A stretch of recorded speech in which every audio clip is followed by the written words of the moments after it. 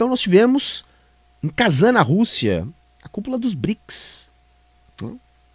Mandado do Putin à frente dos BRICS. Reunião importante, 13 novos membros. Lula não foi, né?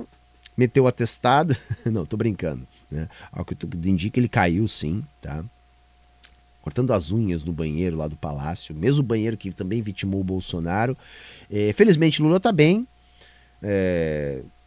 Cumprindo suas agendas normalmente. Mas levou alguns pontos na cabeça ali. E a gente brinca que ele meteu atestado porque, apesar da gente não duvidar do tombo, o tombo veio a calhar, vai? Por quê? Porque seria algo que daria mais trabalho para a política externa do Lula, a participação direta do Lula com o Putin neste momento.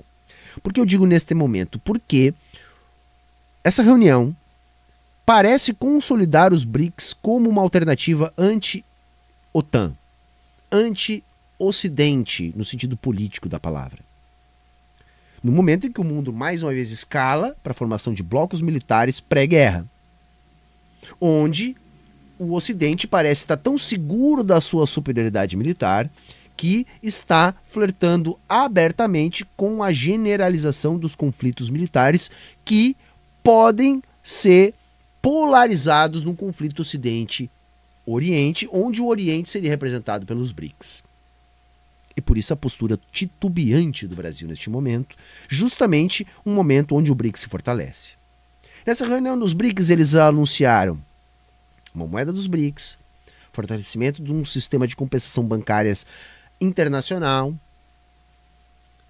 discurso forte da Dilma que contradisse inclusive o discurso do Lula, que participou por videoconferência, fazendo um discurso que no meu entendimento parece deslocado da realidade, apelando para uma paz abstrata, como se fosse simplesmente o caso dos líderes beligerantes se sentarem, conversarem e se entenderem, quando na verdade a coisa é bastante mais complicada do que isso.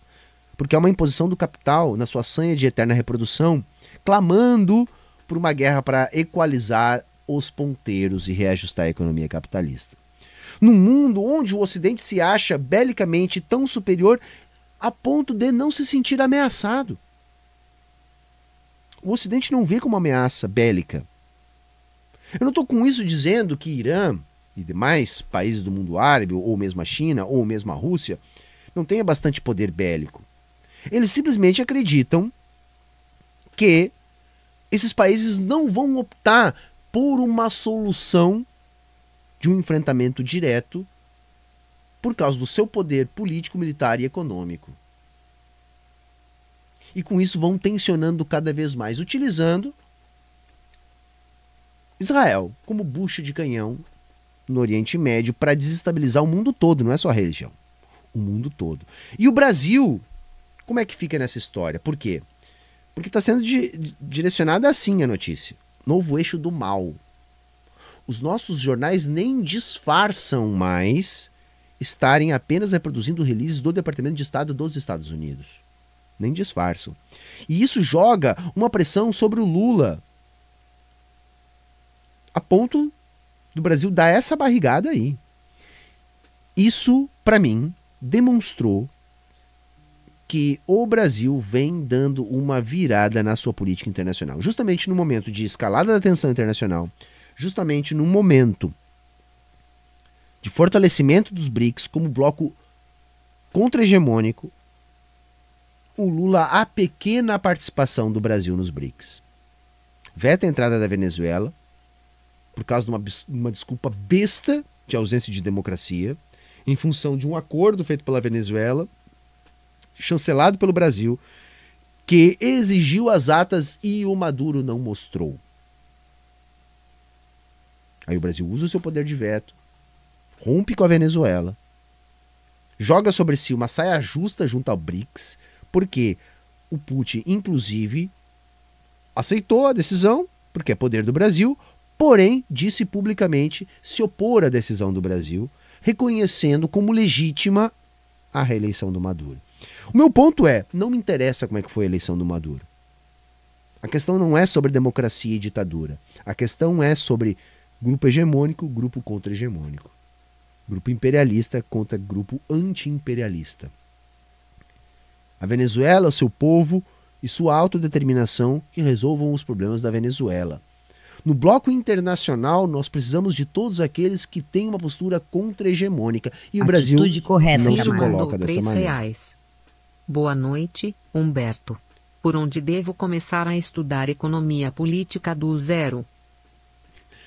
Economia política do zero, camarada. Manifesto do Partido Comunista, tá? O livretinho do Marx e do Engels, tá bom?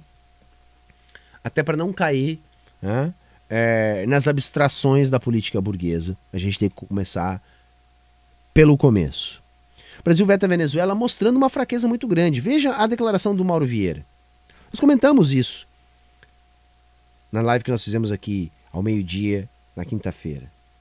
Até onde eu sei, o Brasil é o Ocidente, diz o nosso chanceler.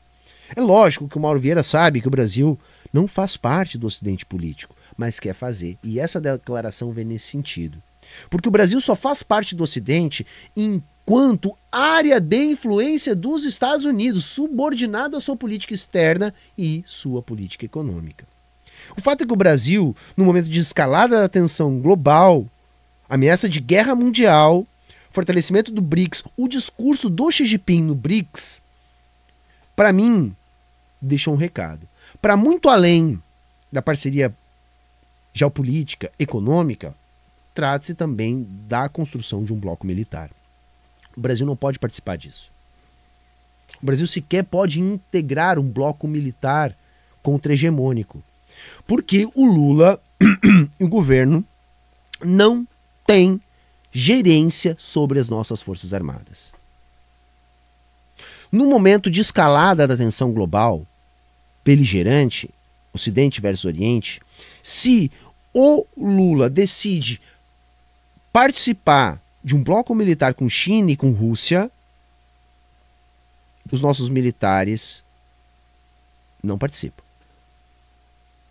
O governo Lula é submetido aos interesses militares. Não houve golpe de Estado por parte dos nossos militares em 2022 porque os Estados Unidos não quis.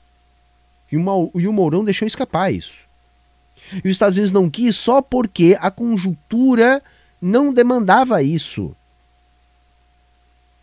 Agora, se essa conjuntura muda e os Estados Unidos acham que é relevante manter o Brasil sob sua tutela mais direta, ainda mais com uma eventual vitória do Trump,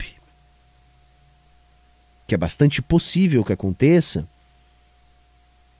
os militares dão um golpe no Brasil, um estalar de dedos e ninguém faz nada. O governo Lula não consegue demitir o Múcio. Atitude correta, Vinícius camarada. Assad mandou R$3. A explicação sim.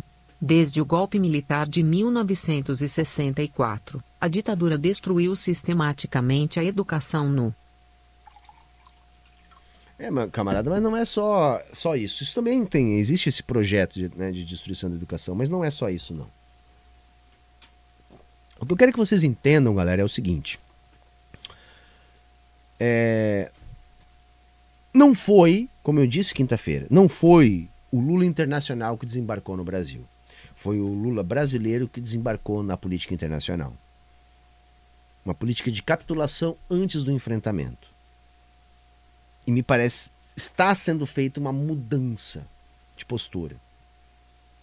Onde o Brasil vai tentar se descolar justamente daqueles que ele deveria se juntar mais agora que a coisa está ficando mais séria.